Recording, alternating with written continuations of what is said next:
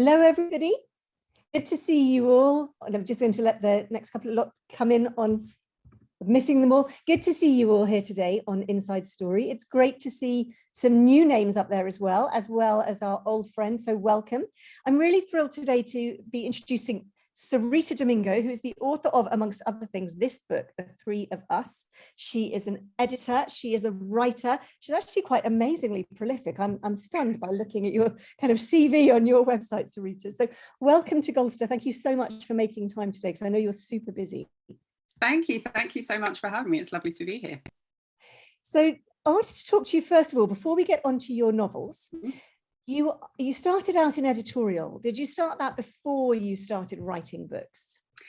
I mean, they kind of ended up coinciding, because I actually, after university, I knew I wanted to work in publishing, and I kind of just got the first job in publishing that I could get, which was being the stock manager. So it was nothing to do with editorial initially. But while I was working at the company I was working at, they won the rights to publish Agent Provocateur's books. So Agent Provocateur, the sort of luxury lingerie brand. And they were doing collections of erotic fiction. And I had never written any erotic fiction. I don't know why I thought it was something I could turn my hand to. But I decided to put my name forward to write some stories for it. Brilliant. And the editors there really liked my writing. So it was actually while I wasn't working as an editor that I sort of had my first things published, which are in these little collections of, you probably can't see them. Oh, that's so exciting. Stories. And then I got asked to write a novella as well, this one, all of which are erotica, which is not something I've really dabbled in since, but I got commissioned. They could say they kind of had a brief sort of. You know, it had to be for a specific audience, and the Agent Provocateur ones had to involve lingerie or whatever. So that's how I got started writing. And then subsequently, I began work as an editor. But I actually started working as an editor in IP creation for children. So it was coming up with stories for children's series fiction in a really small company that then sells projects to, you know, big publishers. Yeah. So it was quite a strange, circuitous way into both editing and being an author. And what a great thing to have done. So you've covered so many different aspects. You've gone from adults and children's and all different genres. That's really amazing, actually. So how did it feel that first time that you saw those Agent Provocateur books with your work in? Do you remember how exciting it was? It was really, really exciting. Yeah, it was great. I mean, it was, you know, it was a long held ambition. I'd always wanted to be a writer. I just didn't think that would be quite the way that it happened. But yeah, it was incredible. It was amazing to see, you know, the books in like Waterstones and stuff. So yeah, it was amazing. Fantastic. So you've written for children, you've written for young adults, and you write for adults. Do you want to just tell everybody here a little bit about the differences between writing for those three markets? Yeah, I think for me, I feel like good writing is good writing, and, you know, you do kind of bear your audience in mind, but other than sort of considerations of content, of course, I don't feel like when I'm writing for middle grade or young adults or adults that I'm engaging a sort of really, really different part of my brain. It kind of just comes out. So I think the awareness is more in terms of the content of the story, the language you use to convey it. But I feel that the way I'm actually writing, or the connection between my ideas and how I'm putting them down, feels the same, you know, in the body, as it were, for all different types of you know, all the different age groups that I've written for. You know, there's kind of a sort of alchemy that happens, I guess, when you're writing, that feels the same for me for all the genres. Yeah. And you combine your writing, which is quite prolific, with a full-time job as an editorial director. Is that right? It's a full-time job. It is full-time, yes. How do you structure your time around, you're obviously working kind of 9:30 to 5:30 or whatever, in publishing, 8 a.m. to 10 p.m. as I remember from when I was in it. And then you're trying to write as well. How do you find the discipline, and how do you structure your week to give yourself enough writing time? It definitely is about discipline. It's, I kind of try to get up as early as I can. It used to be 5:45. That has slightly slipped due to the pandemic, but you're not alone in that. My day starts so much later than they used to. Yeah, and everything sort of melts into one another a bit more. Yeah. But generally speaking, I try and write before work. I think particularly because in terms of my mindset, I find it easier to work on something personal before I think about anything that's for somebody else. Yeah. So I try to write, early in the morning before I eat breakfast and shower and whatever, and go on with the rest of my day. Lately I used to try and write in the evenings as well, but again, that slightly fell by the wayside. So it does tend to be sort of weekends when I have free time as well. But yeah, structurally, I do try and make it sort of a morning exercise before I do anything else. And do you find that kind of having a shower, brushing your teeth, eating breakfast, whatever, is the break between my work and the exactly, yes, yeah. I think find the same. I have to pass on my day, and I think it's sometimes really good to have those natural breaks that make you exactly stop. Yeah. So do you have to give a time limit on that, or do you say I have to do X number of words before I complete today? I tend not to make it sort of about word count. It's more, I do have a habit, and I think it's possibly from being an editor as well, of going over what I've written, which does slow your process down. But I know some people think you should just keep writing. But for me, I find it really useful to sort of alternate between going back over what I've written and writing new, elements, because it gives you sort of a run up into what you're going to write next, but also I find sort of finessing what I've written previously helps me to sort of understand what I'm trying to do or what I'm writing. So I don't tend to sort of set myself a word count. It's more, how can I progress this, either by going back over it or writing something new. Yeah. So tell us, before we get onto your plotting and everything, talk us through your books. You've talked through the very early ones. So I'm going to ask you, which is your first one that came out for adults?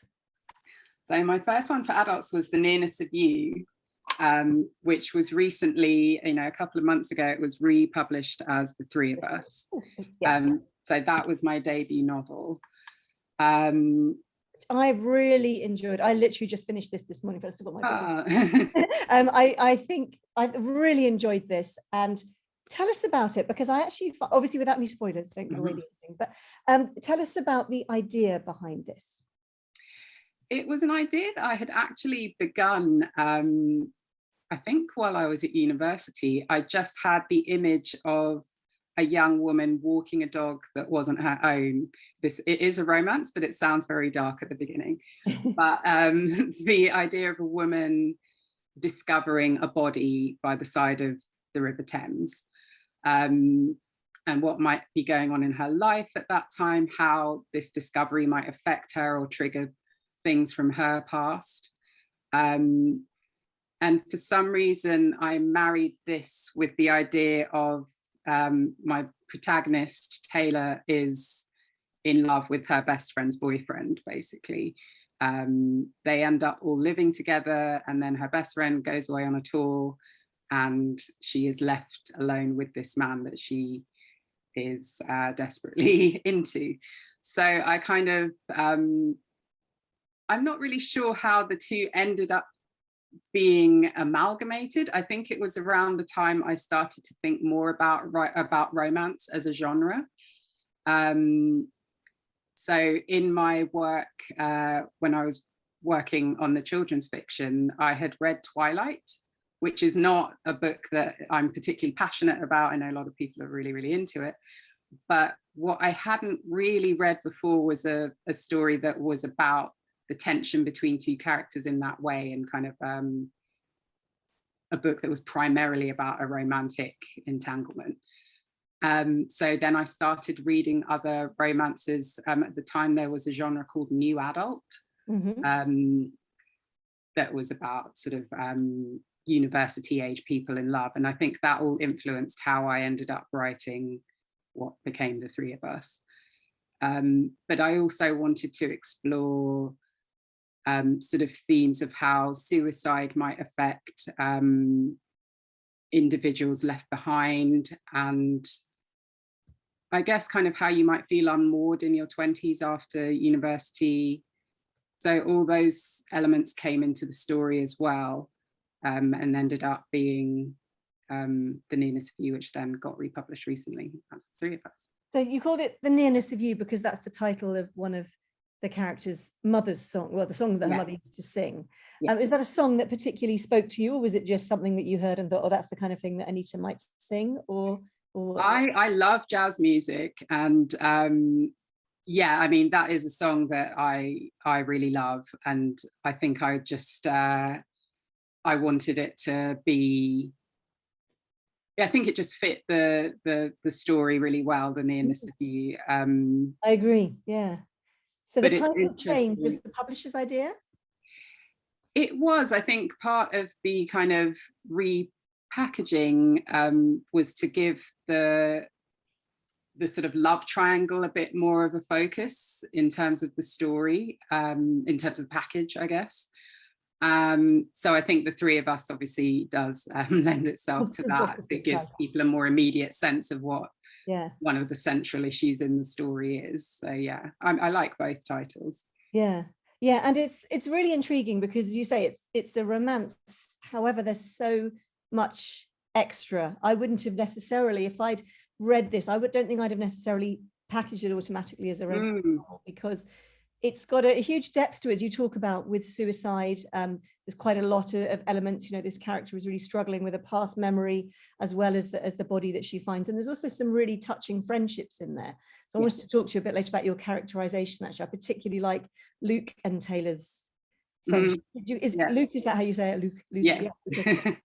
I just really liked the way that you put the friendship element into this, because so much of this book is about friendship.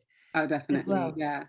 I mean, it's interesting. I think although I had those influences, when I wrote the book initially, I wasn't thinking about what romance should entail, or that I was writing a romance novel necessarily. It really was only when it came to submitting it to publishers and I think that happens a lot with particularly debut writers, that you're then sort of told what your book is. Which I always find interesting, and I actually feel perhaps that there's a bit more scope now not to be put into those kinds of boxes. But yeah, I think I was kind of told it was romance subsequently. I was like, oh, okay, yeah. I find that really interesting because you're an editor as well, and the number of authors who come on here and they say, oh, I get pigeonholed into a genre. And I think it's great if people on the editorial side of publishing are starting to realize as well, you know, oh, it doesn't work just saying this is just crime, or this is just romance, or this is a thriller. So tell us, you are now editorial director for a company where you deal with commercial fiction. So explain to us that sounds wonderful, because that sounds like you've got quite a free reign. What is commercial fiction? What falls into that?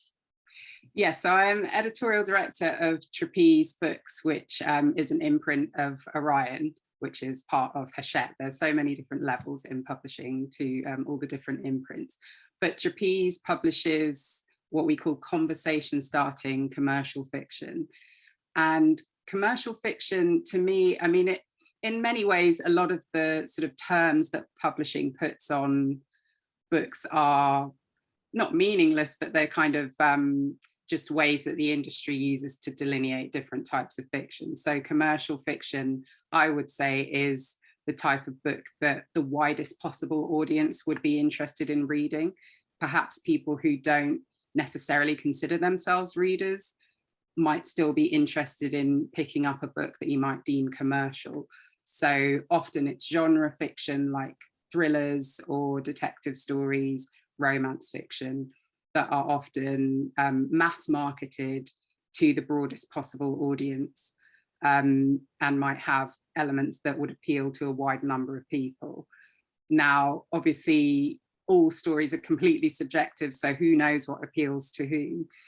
But for me, what I'm looking for, particularly in terms of the conversation starting element, is stories that you're completely compelled by, and that you would want to turn to your friend and neighbor and say, what would you do in this situation? Or I just read this incredible thing, I don't know what, what do you think of this setup? So that to me is what commercial fiction means, and those are the types of stories that I'm looking for. That's excellent. That must be so much fun. So how much of your day do you spend just reading other people's manuscripts?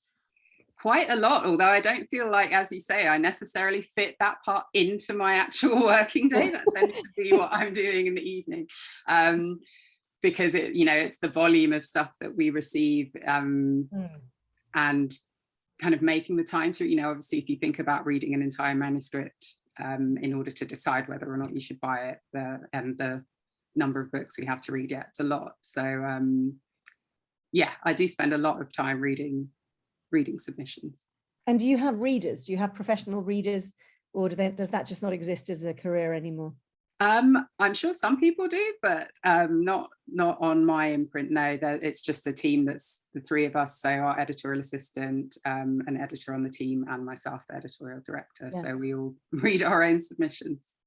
So you've been working from home, I think, part-time now, but you were working at home full-time, is that correct? Yes, so now we're back in the office a couple of days a week, yeah. How does that feel? Did you like working from home? Did you find it more difficult to stop the writing and start editing, or was it just great not to have to factor the commuting time into your day?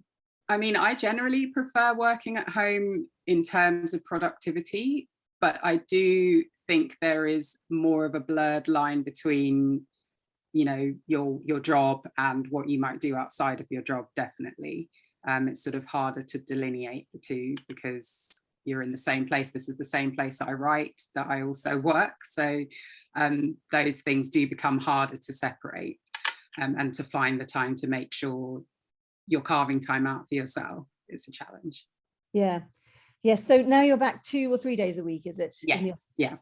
And does that feel good in terms of being able to talk to colleagues about books? Because I'd imagine that must have been quite difficult not being in the office. If you've got an idea that you want to talk through, I know you can use Zoom, you can use the phone, but if you're, as you said, turning to somebody saying, what do you think about this? Do you think that helps with the conversation at work? It definitely does help. Yeah, I think I like having the combination of the two. Like I say, I do enjoy working at home, but it is also very useful to be able to see people in the flesh. There's a different nature to conversations that you have in person. And it is easier sometimes to share ideas or think about things, or just walk over to somebody and ask them about it. So yeah, that's helpful. And it does help with sort of separating your work and other time. So yeah. I think it's quite good sometimes to have that complete separation, though I know a lot of people have said they get so much more work done when they're not commuting. Yes, I guess it depends on how big your commute is. Yes, that's true. Yeah. Somebody has asked a question. So Emma says, in terms of age range, which do you prefer writing for, adults or teenagers? I definitely prefer writing for adults. I think because I do quite like writing sexy scenes, particularly, and obviously that's not really appropriate for teens. So I think in terms of, I do enjoy that. I enjoy going kind of more in depth in terms of the explorations of maybe darker aspects of humanity, which obviously can be done in books for teens or YA, but it has a sort of slightly different feel to it. You're probably a bit less encumbered writing for adults, I feel. Yeah, good. I've just put the link, by the way, to your book, Three of Us, in the chat for everybody. That's an interesting question, actually. I was about to move on, but Patricia's just asked a really interesting question from what we were talking about earlier. Has lockdown influenced the type of books now being submitted? Have you noticed that? I've definitely seen at least 1 or 2 submissions that are specifically about the pandemic, which I personally am not all that keen to read or publish. That's my personal choice. But in terms of the type of books, I think for a period of time, there was a sort of feeling that people wanted more in the way of escapism. But I think people are sort of moving away from that now. I think there's also an appetite for darker stories. Basically, I think people just want things that they can be completely drawn into, stories that really make them want to get to the end, want to know what happens next. I think it's more about how compelling a book is, more so than the content. It could be very dark, but I think people are still, interested to read. I think it's more about how compelling a story is. Yeah, I agree. I mean, I'm not that, it's interesting you say you're not that keen on commissioning books about lockdown, because I'm really not that keen on reading them. I think we've lived that. Maybe in 20 years time, I'll think, oh, that was an interesting time to live through. But I think right now, I think, oh, I definitely want escapism. I want absolutely. Something. I think I do feel we're too close to it to really feel the need to examine it in our fiction. Maybe we'll all get dewy-eyed about it in a couple of decades time and Maybe. go, wow, remember that time? Well, we've just had a comment, somebody's already bought your book while they were Oh, that's the great thing about having these chats. People can just order your books while we're chatting. Yeah. But you also write a blog. Do you think, do you still do that actively, or have you just not I don't do it actively, no. I haven't written it for a while now, but that was around the time that I was very interested in that genre, new adult fiction. So it was a blog called The Palette Cleanser that was about sort of reading, speaking of escapism, those kind of romance stories that were about young people. They tend to be quite sexy. They were, just a fun read in between what might be deemed more serious books. Yeah. And I would write reviews of those. But I actually haven't had time. I haven't done that for a while, no. Do you think it helped you in writing your novels, writing that blog, writing in a kind of very conversational style, direct to your reader? Do you think that was a help, or did you just find it a distraction? I did find it helpful. Yeah, I think it's always helpful to kind of think about what you find successful or perhaps less successful in writing. Obviously, I do that to an extent for my job, but I've always been curious and interested about sort of, I guess, thinking about what I enjoy about a book. I did also do a book of the week on a radio station called Worldwide FM. I was doing that for quite a large chunk of the lockdown, of the pandemic period, where I would just do a 2-minute summary of a book that I really love. So that was fun as well. I think I don't seem to be able to escape doing something to do with books at all times. I think that's a good thing. I think definitely we should approve of that. So you worked for quite a while. You were an editor for Mills and Boon. Tell us about that, because I tend to think of Mills and Boon as being kind of quite old-fashioned, but obviously you're very young. You've obviously brought a whole new dynamic to it with your age. What was it like working there? Not even that young. I just well, maybe you just look great.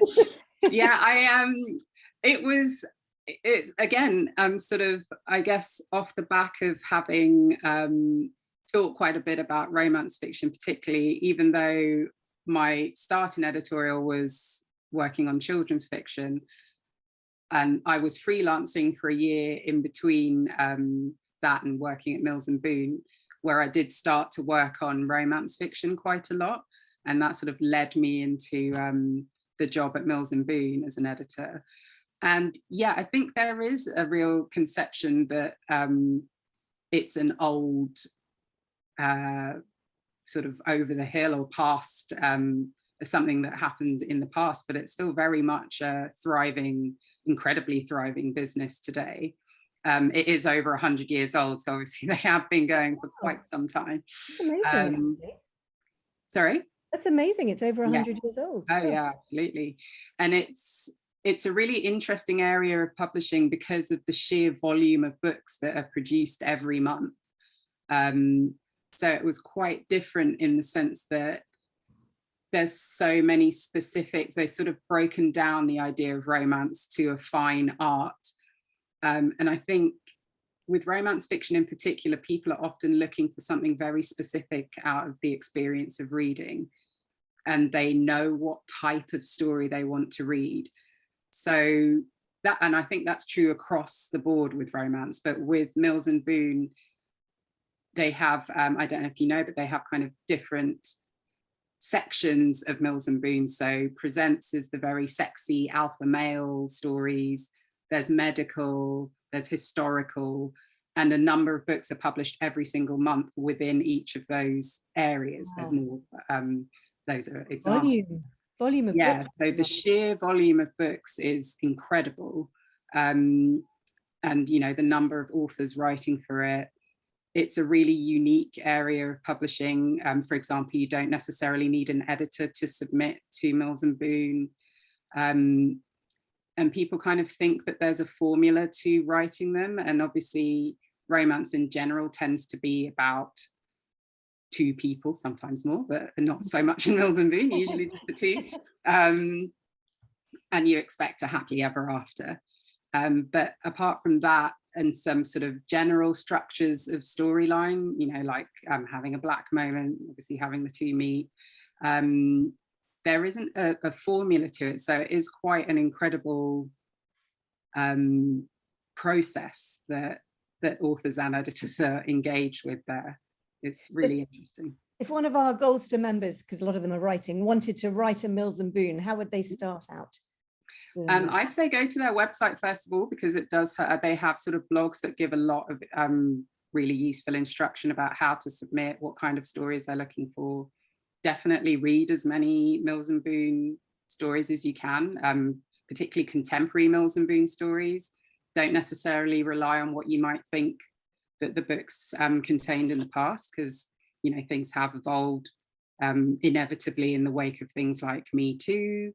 A lot of the storylines that you could probably imagine from way back are definitely not what you'd want to be doing today. So just have a sense of what the books entail today. But I think it's a really useful, if people are interested in writing romance, it's a great area to submit to, especially if you don't have an agent, because it's rare that you can submit to publishers without one.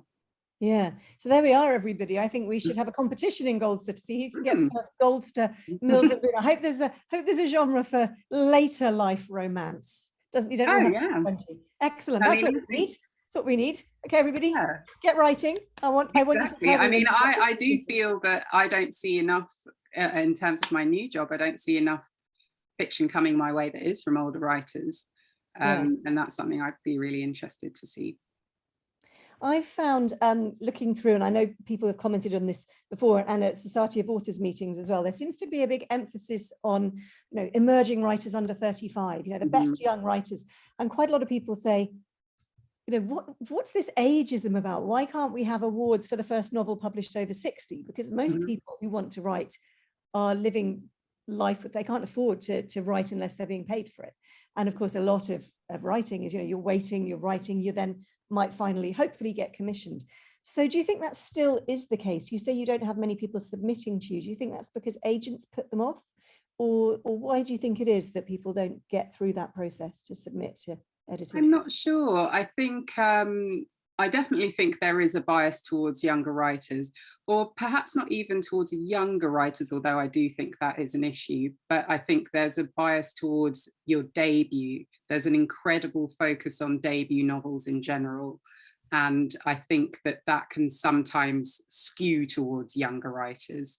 Because I guess once you start having a track record, it's harder to promote you in terms of if your first or second or third book didn't sell as well, you know, whereas if you're a debut author, it's your first time out of the gate, and particularly depending on what you've written, it's easier to make a splash.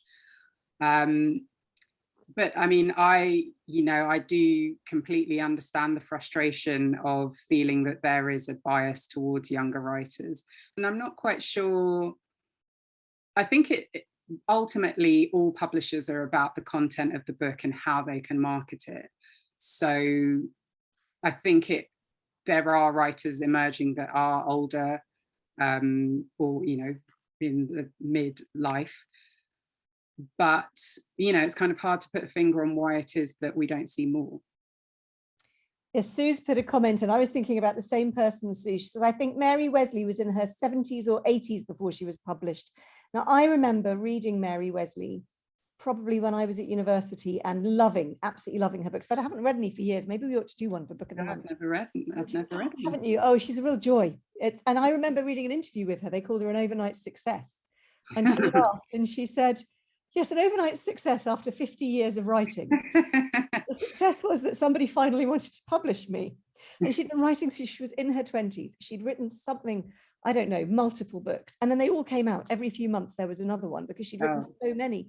And it was incredible to think that people just hadn't been interested. And then they were made into TV series and I think possibly even films.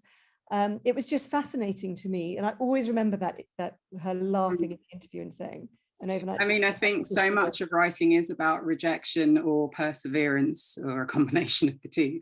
Oh, yeah, we get used to that. So I think, you know, it's obviously never too late. I mean, my aunt, Annie Domingo, just had a book published and she is, I'm sure she wouldn't mind me saying, over 70.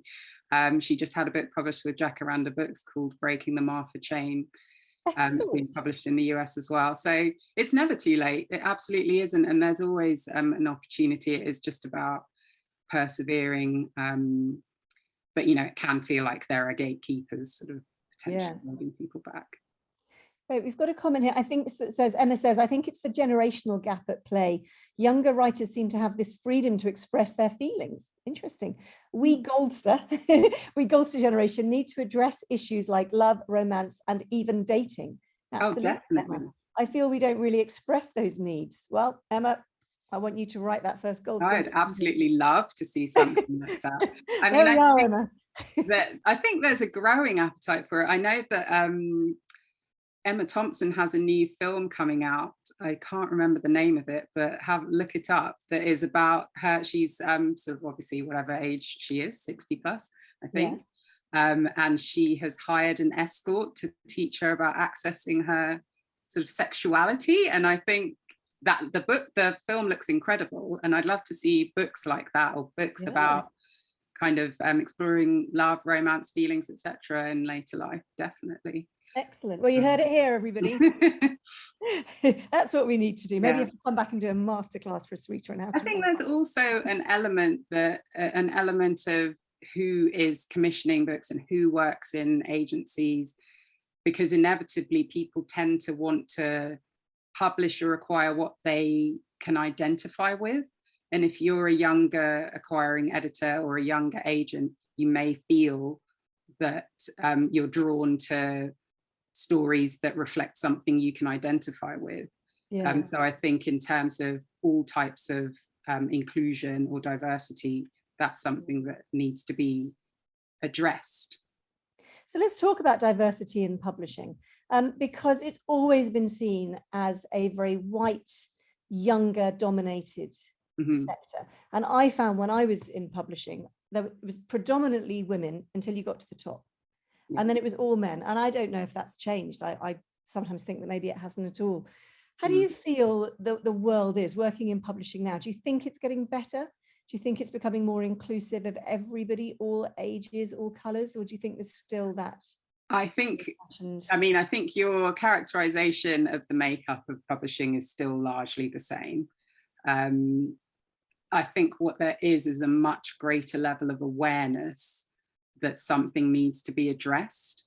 The degree to which it's actually being addressed, or how sort of slowly the ship can be turned, I think is something that's more of a challenge, because there are so many different factors. I mean, if anyone reads The Bookseller, I don't know if you might have a subscription, but there's been a lot of discussion lately about burnout in publishing, about people feeling that there are too many sort of expectations and demands on people working in publishing, especially versus the level of pay.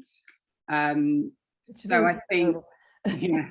I think that makes it doubly hard to attract new people into an industry that is already facing challenges with the sort of staff that it already has. But you know, I do think there's still quite a long way to go in terms of achieving all kinds of inclusion and diversity within the industry. It is changing, but the fact that I can probably name the majority of, for example, Black editors that I know are working in, you know, mainstream publishing is perhaps telling. Yeah, very telling. The fact that I could probably name the number of men I know working in, you know, not to give men all the credit, but, you know, the sort of makeup should be more reflective of society at large, in terms of class, in terms of gender, in terms of sexuality, in terms of race, all, and age. So there is still a long way to go, but I don't think it's specific necessarily to publishing. I think it's a challenge across so many industries. The issue with areas like publishing or any other arts industry is that has such a bearing on the world at large, I think, more so than people can really understand. Yeah. I've interviewed a few romance authors so far, not that many. We haven't had that many on Goldster, and they've all talked about this kind of snobbishness against the romance genre. Do you think that's there? And why do you think it's there, if you do? What do you think is the problem that people perceive? I definitely think it's there. I think it's, to an extent, it's because it's a genre, I think, that is often aimed towards women and therefore dismissed in the same way that women are often dismissed, or can be, or have been. And because it is so much to do with the exploration of feelings and love in a way that is probably dismissed a bit in society in general. So again, I think that just impacts how people view romance. Possibly also the sort of perception of how easy it is to write romance.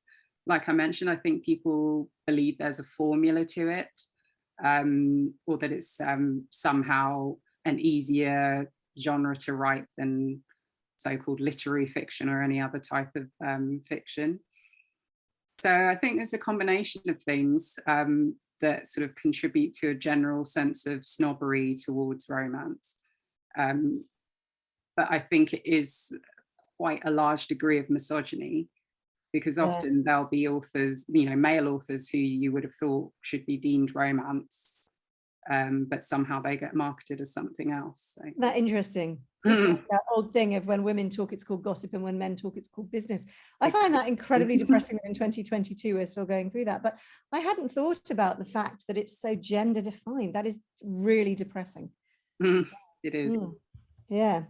Okay, we're going to go back to something less depressing. I want to talk about how you plot your novels. How did you start writing this one? Did you kind of go through it all and know exactly what was going to happen? You told us how you got that first idea, but do you then write a whole plan, or do you just let it flow?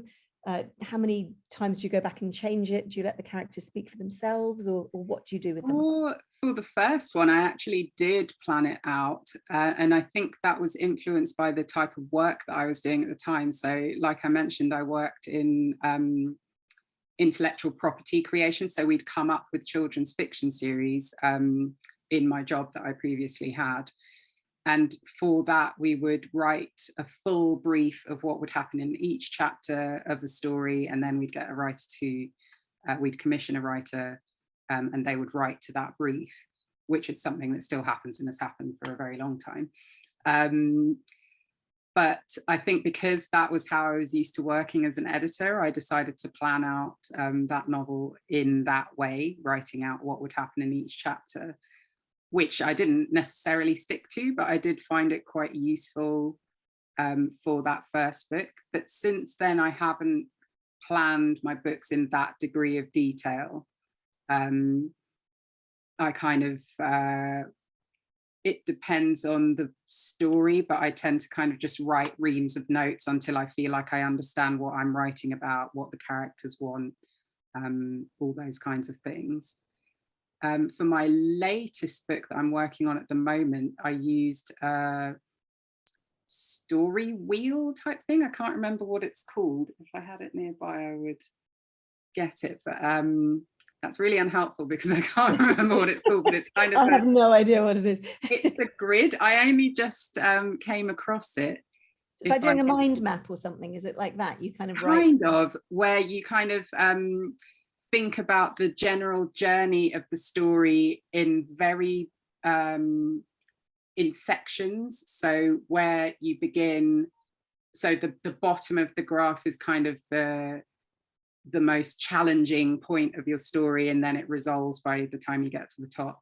If you have an ability to tell people after this, I can find out the actual information and get it to you. But I found that really an interesting exercise, because sort of the inner circle is like about the character and the outer bit is the plot or something. I can't quite remember. I can definitely pass that on. That's yeah, fine. but I did initially use that to sort of start thinking about the book, and I found that quite helpful. But my process just tends to be kind of having a general sense of what I want to write about, and then sort of just taking off with it and seeing where I go. And your characters, as I said, I really love the way you did characterization. Do you know who they are? I mean, you obviously had this image of your main character, Taylor. Do you have an image of who they are, all of them, or do they just kind of grow? Do they start to do things you don't expect them to do when you're writing about them, and do unlikely friendships or relationships form? Or do you start off thinking, this is so-and-so, they meet so-and-so, this happens? I tend to know what they're going to do and how they'll interact and who they'll interact with and who they are. And I think it's more about sort of excavating that and putting it onto the page, more so that I know a lot of writers talk about their characters taking on a life of their own, and I've never necessarily felt that way about how I write. So I think it's more that I have a sort of a knowledge of how I want them to come across and who they are, and then it's about trying to put that onto the page and making sure that comes across. I think for my first two novels, so for The Three of Us, and then for If I Don't Have You, which is a dual narrative, so it's the male and female characters, all of those are in the first person. So I kind of found that sort of a more immediate way into a character. But the project I'm working on at the moment is in third person, and that also feels incredibly close. So I think I try to kind of feel led by the nature of the story or what I'm trying to write. Often for younger, well, actually for middle grade, I think I'm more used to writing in third person. And then for YA, I was writing in first person. So it's all sort of, yeah, I think I just go with what I feel the story requires. But no, I don't feel necessarily like the characters are behaving of their own accord. So tell us about If I Don't Have You, because I've realized I haven't actually asked you about that yet. So tell us the premise of that book. So that's more of a, I guess, straight ahead romance, although I can't help myself from adding other elements in. But it's about a young Black British woman living in New York who she kind of has an online magazine that she runs with her best friend, who is a man. She lives in New York. She just finished her postgraduate degree and is trying to think of a way to remain in the States. So she's decided she's going to marry her best friend, just so that she can stay. It's just a green card marriage. They're still just friends. But then she is sent to interview an incredibly handsome, sexy director, and they hit it off. Then they both meet again at the airport. They get stranded in New York due to a massive storm. So they spend a sort of magical before sunrise-esque night together. And then it's about whether they can sort of parlay that one night into an enduring romance. And why New York? Have you lived in New York? Was it somewhere that you were inspired? I haven't, but I've visited a lot. I'm kind of a massive America-phile. I did comparative American studies degree. So I've just always loved New York. And I also love stories that are about two people meeting by chance and then having a romance. So I wanted to write a story like that. Fantastic. One of my favorite films is Serendipity. I love that. And I love it partly for its New York setting. Yeah. It just always makes me think, oh, I want to go back to New York. Absolutely. Haven't obviously been since before the pandemic. And yeah. I miss all those places. So I'm going to come back to you in just a second, Sareeta. Please stay here with us. I'm just going to tell everybody what is coming up. I'll just be very quick and you can have a drink and rest for a little while. So everybody, on the book club, we've got coming up next week on Thursday, I am interviewing, and you all know how excited I am about this, Brian Patton, one of the Liverpool poets from the 1960s. They did for poetry what the Beatles did for music. He's an amazing poet. He writes for adults and children. He's also really lovely. I met him at a literary festival some years ago, and he's such a nice man. So he's going to come and talk to us all about his really quite fascinating life and writing. And then next Friday, we've got Humphrey is talking to Rachel Trethaway. She is a biographer and the author of The Churchill Girls, the story of Winston's daughters. And then on the 22nd of May, Humphrey is back again with Michael, I'm going to say this wrong, Vatikiotis. I apologize to any Greek speakers. I apologize if I've said that completely wrong. And he's written a book called Blood and Silk, Power and Conflict in Modern Southeast Asia. He was a writer, broadcaster and journalist in Asia for more than 35 years. He's lived in Egypt, Indonesia, Malaysia and Thailand, as well as Hong Kong. And he's basically lived all over these places, as you know, Humphrey has as well, and is currently living in Singapore, working for the Centre for Humanitarian Dialogue, a private foundation that facilitates dialogue to resolve armed conflicts. And this is a very personal account of his own family who arrived in Egypt and Palestine from Europe in the mid-19th century as migrants. So it's going to be a really fascinating inside story. And as you know, Humphrey has so many great contacts. And also then we have Book of the Month, and this month it's with me, and we are doing this one, Miss Pettigrew Lives for a Day by Winifred Watson. Do you know this one, Sareeta? I haven't actually read it, but obviously joy. I know of it. Yeah. Total joy. When you just want pure escapism, this is the book. It was written in the 1930s. They had a huge success with it when Persephone Books, some of you may remember, we had Nicola Bowman from Persephone who came on a few weeks ago as our Inside Story guest. And this was their runaway success, made into a film with the fabulous Frances McDormand and Kieran Hines. And if you haven't read it yet, you've got plenty of time, because believe you me, it doesn't take long. It's such a joy. You'll start reading it and you'll be absolutely lost in it. And just to tell you as well, on the 2nd of June, we're going to do a very special Inside Story. It's going to be earlier because I know that's the new bank holiday, which we hadn't realized, of course, when we first set the schedule. So I will be on, I think at 9 o'clock, I've got to confirm this with Stephanie, and I'm going to be talking about one of my books, because I wrote a book a few years ago called Elizabeth Revealed about Queen Elizabeth II. Historic Royal Palaces asked me to write it. So you can all come and chat to me on that as well. You won't be muted. So thank you very much, Sareeta. The one last thing I'm going to tell everybody about before we come back to you is Purpose, Passion, Grit, our next PPG. And the guest is Jim Clemente, and he is going to be talking about his own life and going after his abuser. It's going to be a really important PPG. That's on Tuesdays for any of you who've missed them.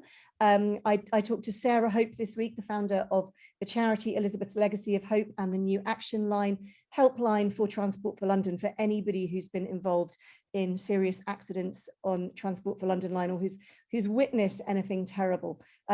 Actually, Taylor would have really been somebody who could have appreciated the kind of help they're offering. All of those are on. I hope you've all seen the new Goldster website.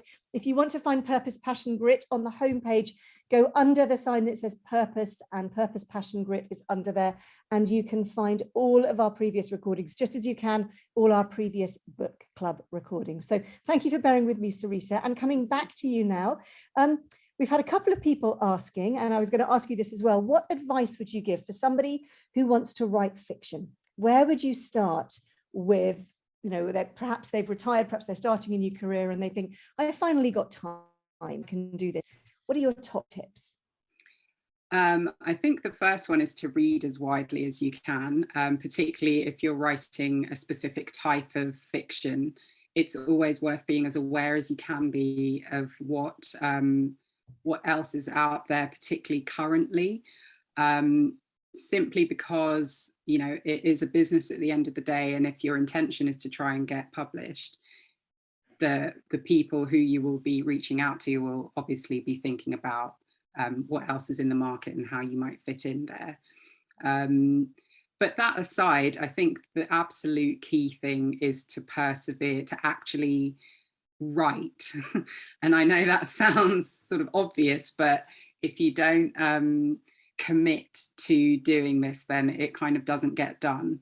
So I think one of the key things is to make sure that you set time aside regularly to write. It doesn't necessarily even have to be every day, but if you have to make a personal commitment and hold yourself accountable to committing to doing it. Maybe even find an accountability partner if that's helpful. Good idea, yeah. So say, this is something I'm going to do for the next 6 months, and by the end of X time, I'm going to have a first draft. I'd say it's always worth trying to find books or other material, sort of spaces like this that allow you to think more about what it is you want out of your writing. There's a really brilliant book, I mean, not to plug other people's books, but I actually really found this book very helpful. It's a new book by Nikesh Shukla. It's called Your Story Matters, which is a really accessible approach to just finding out what it is you want out of your writing and how to structure it.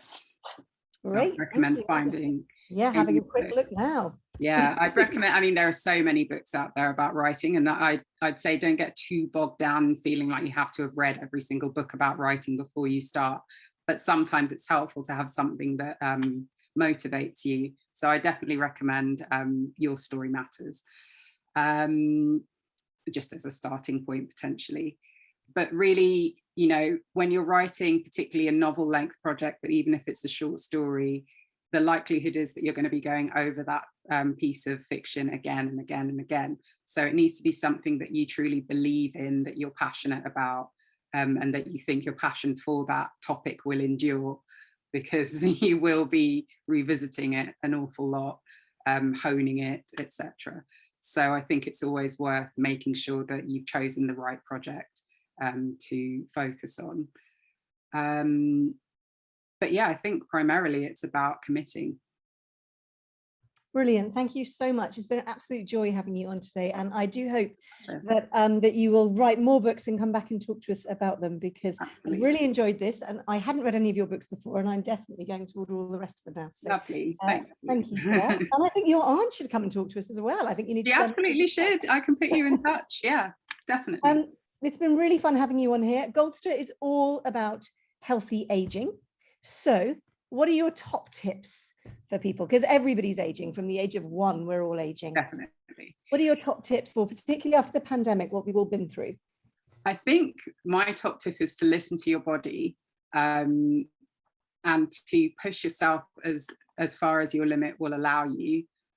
So I guess in many ways it's kind of like committing to writing. I think committing to your health is something that it's possible to let fall by the wayside. So I think being aware of your limits, but also the possibilities of what you can do mentally and physically, and sort of being attuned to that, and also taking time for yourself. Take time to meditate, to do things like yoga, or something that will sort of connect your mind and body.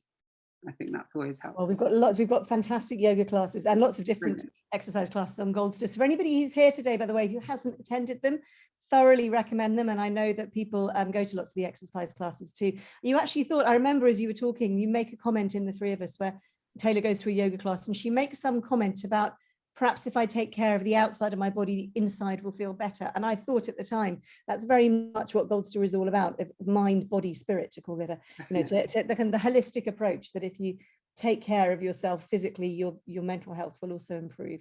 So thank you. Lots of lovely comments coming in, people saying how much they've enjoyed this, which is great.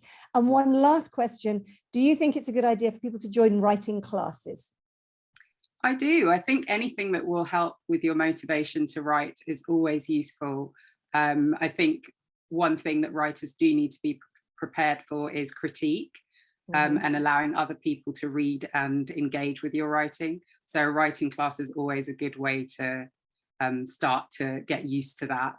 because ultimately your book is for other people's consumption, so it's always worth doing. But also have the courage of your own convictions, because this is so subjective.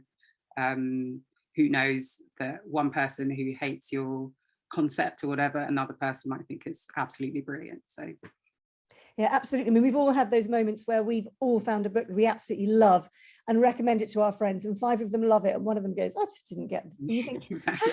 how did you not get this book? It's amazing. But you know, that's the whole point to remember. I do think when you're writing, you cannot please everybody.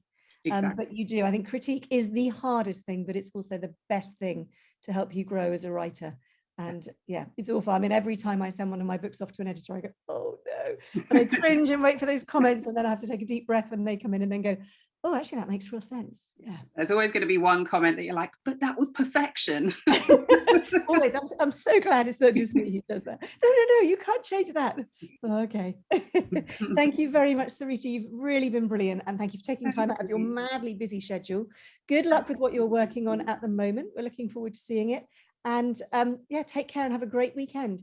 And that goes everyone on Goldster too. Really good to see so many of you.